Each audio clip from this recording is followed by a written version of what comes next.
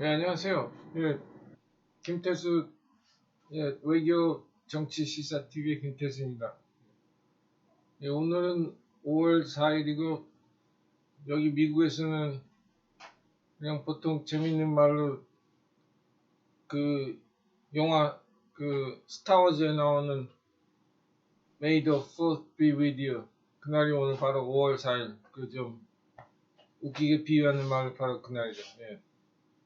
근데 지금 다 팬데믹으로 인해서 지금 아직도 계속 이제 조만간 풀린다고 하는데 계속 그 사회 봉쇄령이 내려져 있어서 아직도 많은 분들이 집에 계시리라고 이렇게 생각합니다. 예. 근데 오늘은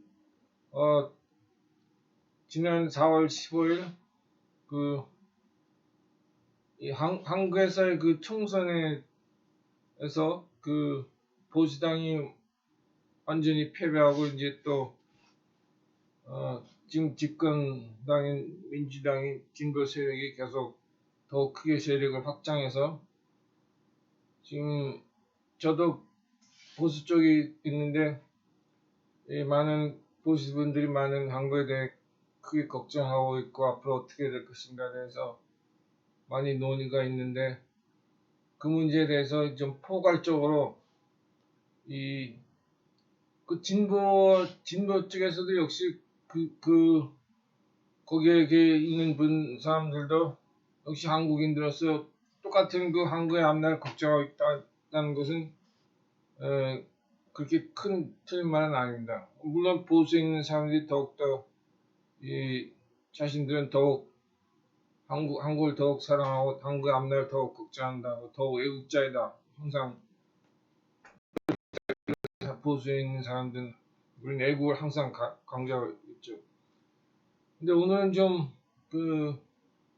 약간 좀 깊이 생각해봐서 이 역사적인 안목으로 봐서 이 한국의 지금까지 흘러온 그러한 역사 그리고 현재 지금 와 있는 이 상태 지금 우리 한국이 어떠한 길을 가고 있는가 그리고 앞으로는 어떠한 길을 가는 것이 역사적으로 정당하고 올바른 길이며 정도이며 그것에 대해 한번 이렇게 좀 얘기를 나누고 싶습니다.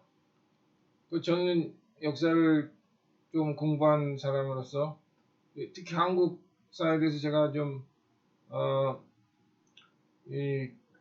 저보다 훨씬 더 많이 유명한 아주 쟁쟁한 역사학자들 많이 계시지만 저도 제 나름대로 그 역사에 대해서 한국 역사 특히 박정희 대통령의 70년대 60년대 이뤄온 업적 그리고 그 80년 90년 들어와서 지금까지 이런 그런 한국 근대사에 대해서 저도 한국 조선시대나 그 상시대 거기도 큰 관심이 있죠. 그래서 현재까지의 지금 이 정치사, 문화사 및 사회사 이러한 총체적으로 한국에 어떻게 지금 어떠한 상태에 와 있으며 앞으로 어떻게 갈 것인가 이것을 좀 진지하게 좀 논의를 같이 나누고자 합니다. 그래서 저는 이번 총선을 우선 본다면 보수 쪽에서는 많은 분들이 현 황교안 전 대표 체제가 그렇게 크게 쉽게 총선에서 이길 수는 없을 것이다. 많은 노련한 정치 경험이 있는 분들도 그렇게 쭉 말해왔고 그렇게 크게 예상이 크게 빗나가지 않아서 이번에 완전히 총선에 참패하고 말았습니다.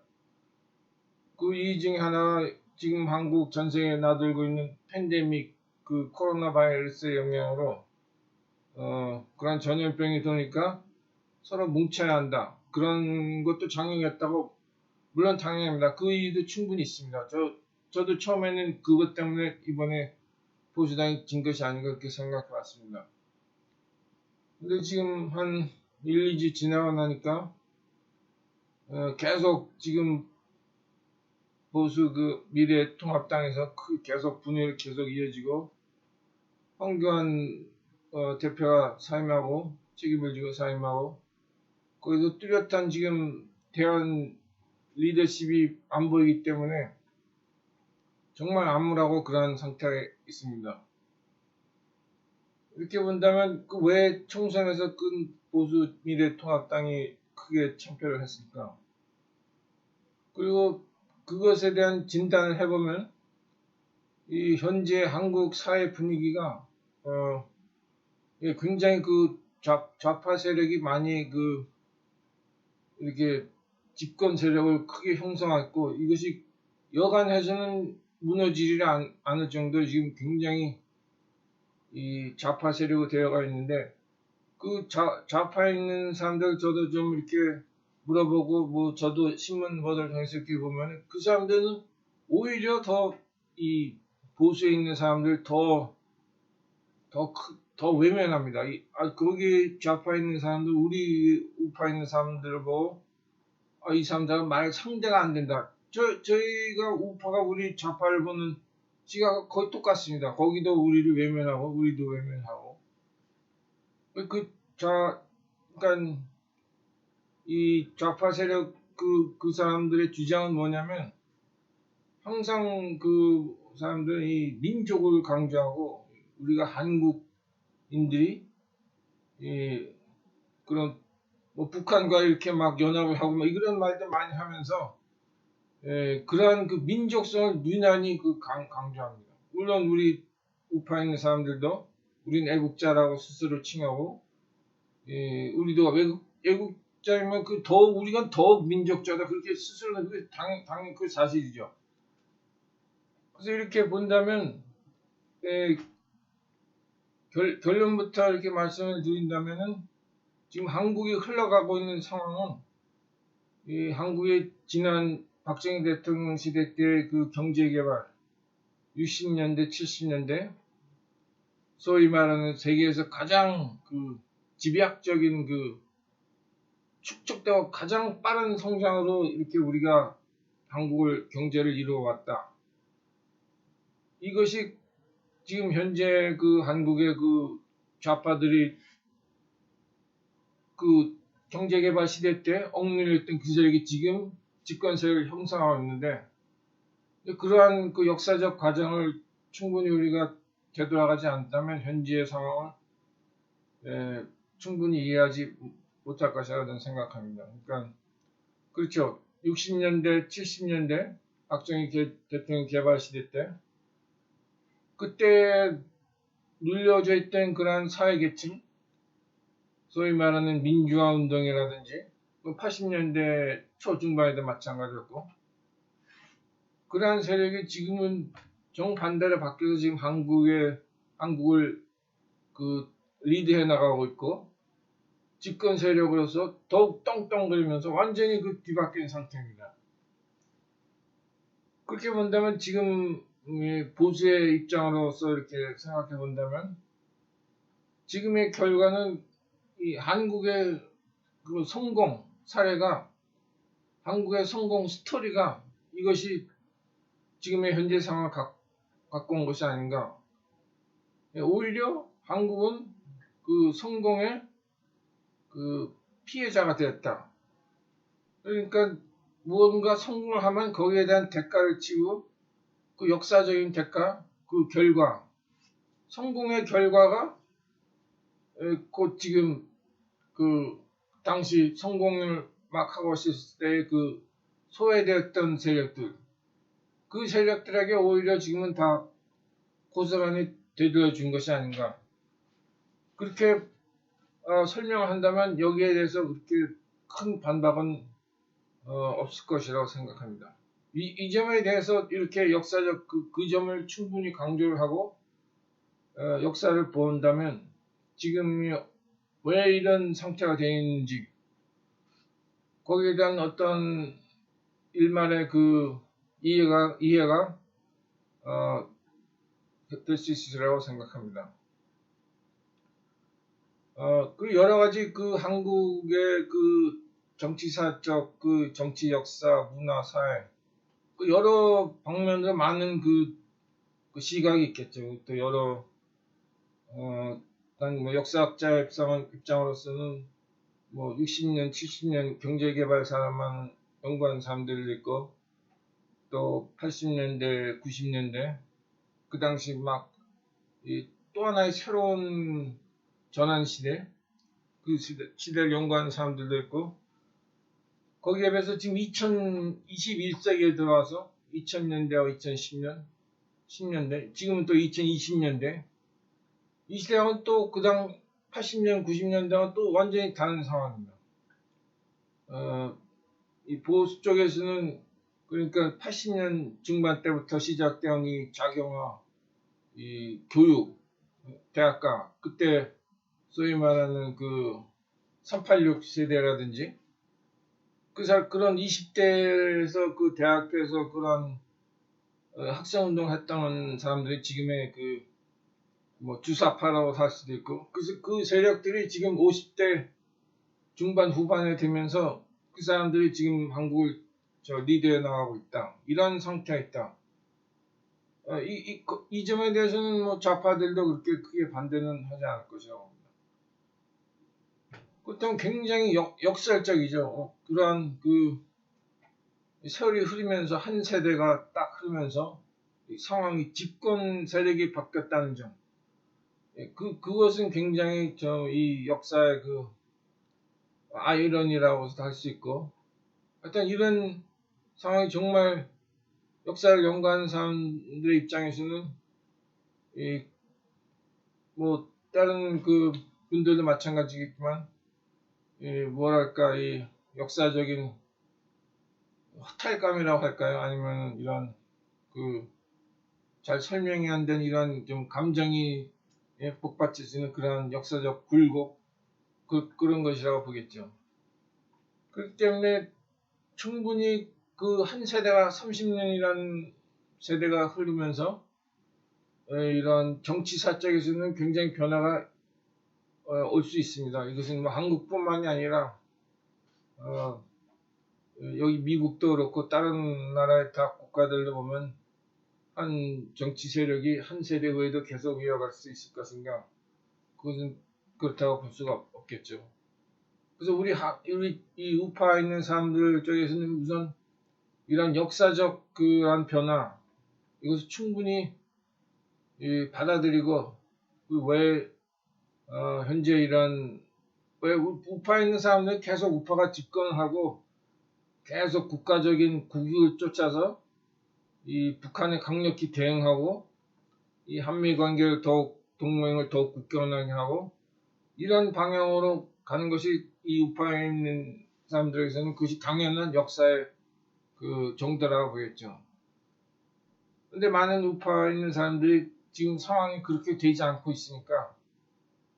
근데 이렇게 또 말을 해보면 좌파에 있는 사람들이 여러 가지 이렇게 설명을 많이 하면서 많이 하고 있는데 글쎄 한 가지 이 분명한 것은 지금 굉장히 진보적인 세력이 그 집권하고 있기 때문에 여러 가지 한미 동맹이라든지 과거에는 생각할 수 없는 그런 우파 쪽 입장에서 그런 상황이 계속 연출되고 있는 상황입니다. 그렇다면 왜 이렇게 한 세가 흐르면서 그런 시간의 흐름에 따라서 이 한 집단, 사회, 국가의 기본 생각이 충분히 변하죠. 세월이 흐름에 따라서 30년이라는 한 세. 그 때문에 한 가지 역사적 그 비유를 해보자면은 일본의 경우를 들 수 있겠다 하겠습니다. 일본도 일본이 동양에서 이제 그 서양 문물을 가장 먼저 받아들이고 거기에 대한 적응을 너무 이 한국 조선인 당시 조선이나 이 중국과 비교해서 그 서양 문물을 받아들이는 데서 유연하게 가장 잘 받아들였기 때문에 그 뜻은 뭐냐면 역사에 가장 잘 적응을 하였기 때문에 1890년대 이 청일전쟁도 일으키고 1904년, 1905년 러시아와의 전쟁 이 두 큰 나라의 전쟁에서 잇따라 승리하면서 동양의 새로운 강자로 등장하고 그 당시 중국 청나라가 급격히 하락하고 그 와중에서 청나라에 이렇게 많이 이 청나라와 그 관계가 중요했던 한국 조선은 청나라마저 지고 러시아마저 지고 하니까 어떻게 조선이라는 나라는 어떻게 큰 힘을 쓸 수가 없고 뭐 그냥 전쟁도 없이 이렇게 일본에 병합이 되었죠. 그런데 그 일본은 그렇게 되면서 자기가 계속 이렇게 동양의 새로운 강자로 등장하니까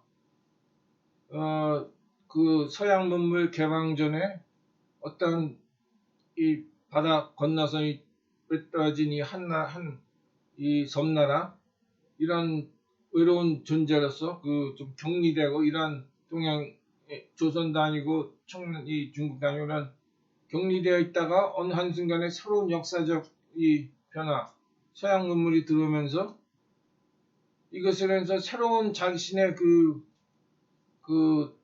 동아시아의 동양에 있어서의 그 새로운 자신만의 고유한 옛날부터 있었던 위치가 바뀌어지니까 그것도 새로운 이제 강조가 되면서 일본 사람들도 그 사회 국가에서 생각이 변하기 시작했습니다. 그 러시아의 전쟁도 이고 청나라의 전쟁도 이고 1910년, 20년대 들어와서는 일본에서 말하는 그 다이조 데모크라시라고 그 한순간 한 10년 정도 좀 평화로운 자신들만의 이렇게 밖으로 더 이렇게 펼쳐나가지 않고 자기 일본 사람들이 어떤 자기 자신들만의 새로운 차분한 그런 상태에서 그런 이 앞날을 개척 그런 한순간에 이 공격적이지 않고 평화스러운 시대가 있었습니다. 그때가 다이조 데모크라시라고 하는데 그게 1920년대였죠. 그런데 한국을 이제 조선을 병합하고 그 식민지를 만들고 차츰차츰 그러다 보니까 이제 중국도 뭐 거의 계속 그냥 그 피폐하고 그러니까 차츰 이 일본인들이 약간의 이 자만심이 들기 시작했습니다. 그것이 바로 1930년대 들어오면서 그리고 또한 이 1929년에 그 경제 세계 대공황 그것이 이제 발생하면서 어떤가 그 일본 사람 너무 자기들만의 국익을 챙기게 되는 그러니까 국익을 챙기게 되더라도 다른 국가들의 입장을 충분히 이해하면서 자기의 이익을 취해야 하는데 이런 경우 그때랑 이제 30년 전에 일본은 조금씩 자만심이 들어가면서 이러한 이제 국수주의 이런 국수주의로 이렇게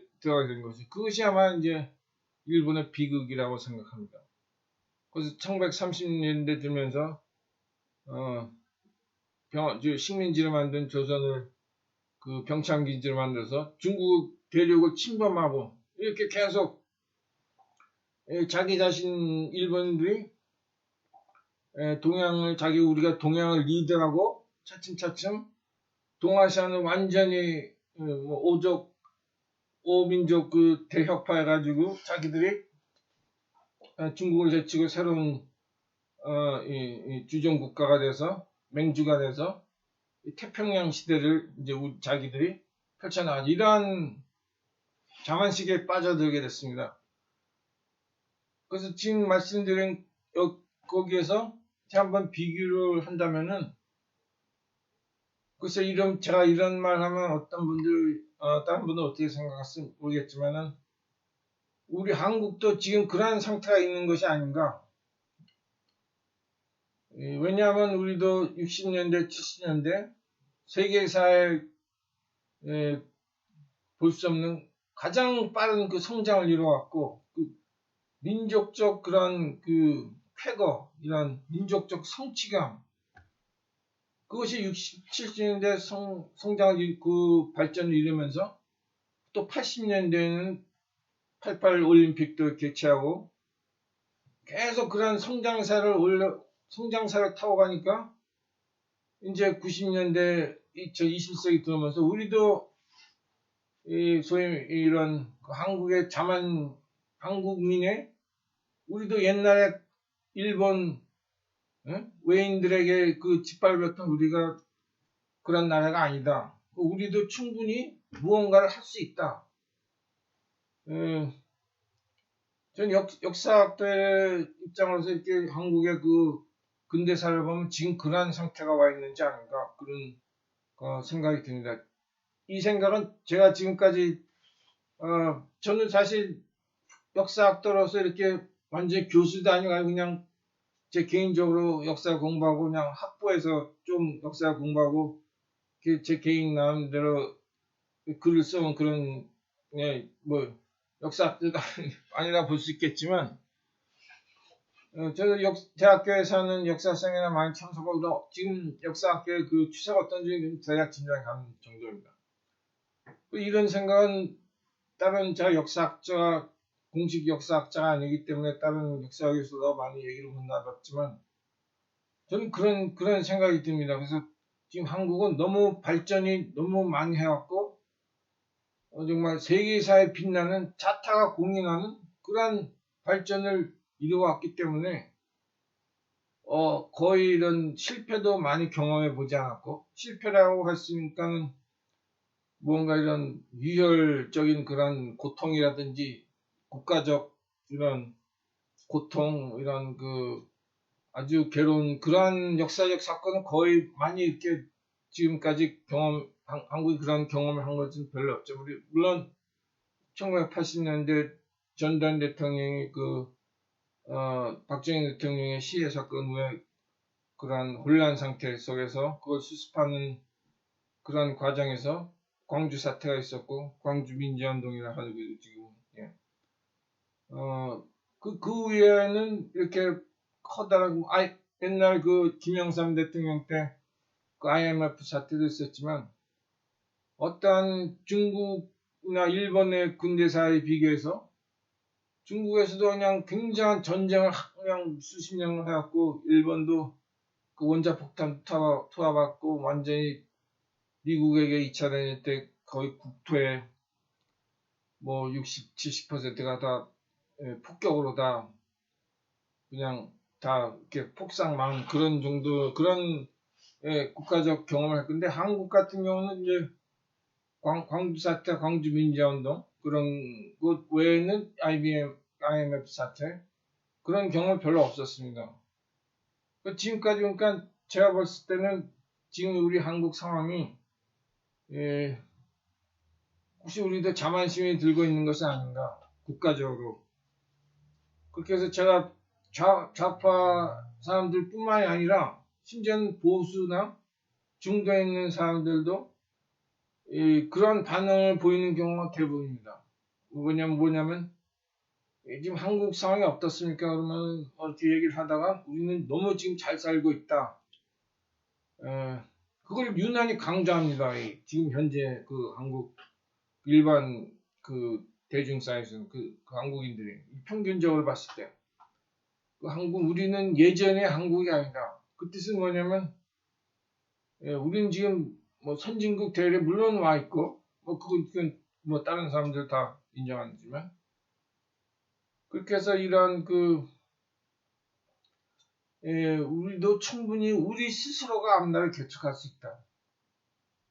그러니까 거기에 대한 것을 또 이렇게 생각해 본다면 이 말은 또 우리의 지금 이 한미 방위 조약에 있는데 우리는 그런 뭐 솔직히 말해서 외국과 최강대국 세계처럼 미국과 우리가 동등한 입장으로 우리가 정말 해나갈 수 있다. 그리고 우리도 그러니까 아주 뭐랄까요 국가적인 이 국가적 심리적 그런 상태를 제가 지금 말씀드렸는지 모르겠지만 지금 충분히 이해를 하시리라고 생각합니다.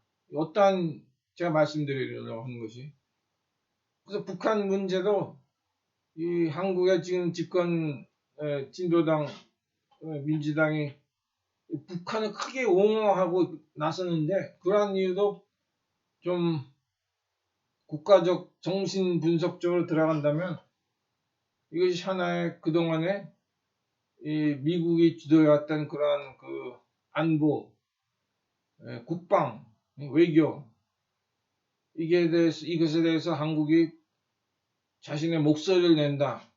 그렇게 저는 생각합니다. 그래서 그걸 미국의 그 입장을 떠나서 우리 한국 고유의 입장을 이렇게 자꾸 펼쳐나가는 그러한 그 노력의 일환으로 볼 수 있다고 저는 그렇게 생각합니다. 그래서 그런 맥락에서 본다면 한국이 어떤 지금 상태에 있는지 정신적 분석적으로 봤을 때 그것이 저는 그렇게 느꼈는데 이 말을 제가 다른 역사학자나 정치학자, 정치평론가, 사회평론가 이런 사람들하고 제가 지금 말씀드린 것에 대해서 충분한 논의를 제가 아직 못했기 때문에 저도 사실 이 말이 지금 제가 생각하는 것이 옳은 것인지 약간 저도 저 스스로도 궁금한데 제가 이렇게 역사를 이렇게 공부하면서 느낀 건 그런 방향으로 지금 상태에 와 있다 한국이 그렇게 지금 결론을 짓고 있습니다 스스로. 예. 그렇다면 이제 앞으로는 한국은 어떻게 해야 할 것인가? 그래서 저는 염려되는 것이 어쩌면 우리가 이 일본이 1930년대 그러한 국수주의, 군국주의 그것에 들어가면서 40년대 들어서 마침내는 그 독일의 그 나치 독일 2차 대전 때 독일과 이렇게 일본과 독일은 그때 당시 연합은 했었지만은 실질적으로는 그냥 너스레만 그냥 거칠에만 그 정도였죠. 실질적으로 연합은 없어요. 하여튼간에 이 당시 일본과 독일이 서로 이 소위 말하는 그 축이란 그 엑시스 그렇게 했죠. 그래서 독일은 폴란드를 침공하고 일본은 하와이 진주만을 침공해서 미국과 이렇게 대결하고. 그러니까 그때 당시로는 이 일본과 독일 거의 비슷한 생각을 갖고 있고 이런 자기들만의 자만에 빠져서 당시 미국과 소련과 대항해서 각각 우리가 해낼 수 있다, 이길 수 있다. 그것이 그들만의 결론이었죠. 그러니까 그것이 자만이라고 볼 수밖에 없습니다. 그래서 저도 염려가 되는 것은 우리가 지금 이 한국이 좀 심사숙고해서 좀 더 겸허해지고 전체적인 상황을 다 인지하지 못한다면 우리 한국도 그러한 그 역사적인 오판, 자만 그러한 길로 가지 않을까. 제가 말씀드린 게 굉장히 좀 충격적이라도 들릴지도 모르겠지만 지금 저는 근데 이런 생각을 저는 옛날부터 좀 해보고 있었습니다. 한 10년 전부터. 그때 10년 전, 15년 그때 그 흐름이 이렇게 한국에 흘러가는 흐름 지금 현재 상태에는 그렇게 흘러가고 있다는 것을 제가 좀 느끼기 시작했는데 그때 상황 제가 10년 전에도 지금 그때 상황이 지금 일본이 군국주의로 국수주의로 그렇게 2차 대전 일으키는 그런 상황으로 굉장히 비슷하다 그렇게 느꼈었습니다. 근데 이제는 그런 한국이 그런 방향으로 가고 있다는 것이 지금 확실히 느껴지고 있죠. 그래서 이 문제는 굉장히 근데 한국에서는 지금 제가 지금 말씀드린 이런 주제에 대해서 물론 어느 신문이나 어떤 언론에서 전혀 논의되지 않고 그런 상태이기 때문에 어느 분들은 좀 생각은 하고 있겠지만 이것이 충분히 물론 표면에 드러나지도 않고 지금 표면에 드러나고 그 집단적으로 생각한 대부분의 사고는 굉장히 좀 국가적 국수주의적이라고도 할 수 있고 무언가 자신들만의 앞날을 우리는 충분히 개척해 나갈 수 있다. 그만 우리 미국이 없어도 우리는 한국이 스스로 해나갈 수 있다. 이런 지금 제 의견이 틀릴 수도 있겠지만은 그런 상태이기 때문에 이것을 우리가 스스로 한국 스스로가 국가적, 사회적으로 자신들의 상태를 인지하지 못한다면, 근데 그런 자신이 누군가 어떠한 상태에 있는가를 인지한다는 것이 뭐 굉장히 어렵죠. 저들 보면 여러 사람들이 그렇게 하는 경우가 정말 매우 드뭅니다. 그렇게 한다면은 이제 올바른 그런 행동과 이런 취하게 될 수 있겠지만, 그렇기 때문에 저는 굉장히 우리가 너무 자만적인 그러한 길로 가지 않는가. 그래서 그러한 것이 이제 어떤 글쎄요, 계기가 와서 이런 자기 인식의 계기가 와게 돼서 그런 그런 단계로 우리가 가게 되면 좋겠지만, 지금 상태로는 총선에서도 완전히 집권 민주당 진보 세력 완전히 승리하고 지금 기 때문에 이것이 정말 굉장히 우려되고 염려스럽습니다. 그래서 결론은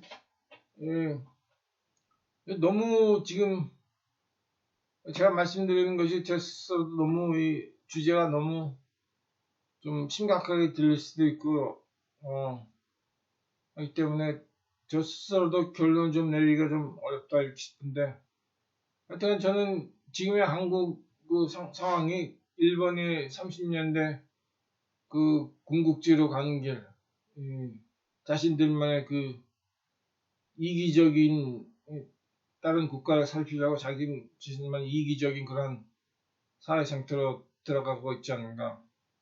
저는 이 점이 그게 제가 말씀드리고자 하는 오늘의 주제입니다. 다른 지금 이 너무 민감하고 이런 그런 주제이기 때문에 지금 제 말씀드리는 것을 다른 분들도 좀 불쾌하게 생각하실 거, 다른 이견도 많이 계시라 생각합니다. 그래서 우리가 먼저 지금 이 말하는 것 자체가 좀 너무 너무 거북하다는 그런 주제가 될 수도 있겠지만, 그래서 오늘 제가 말씀드린 것이 우리가 앞으로 어떻게 해야 할 것인가, 그것에 대해 오늘 이만하고 다음 기회에 제가 또 그거에 대해서 말씀드릴 계획이 있습니다. 예, 오늘 감사합니다. 예.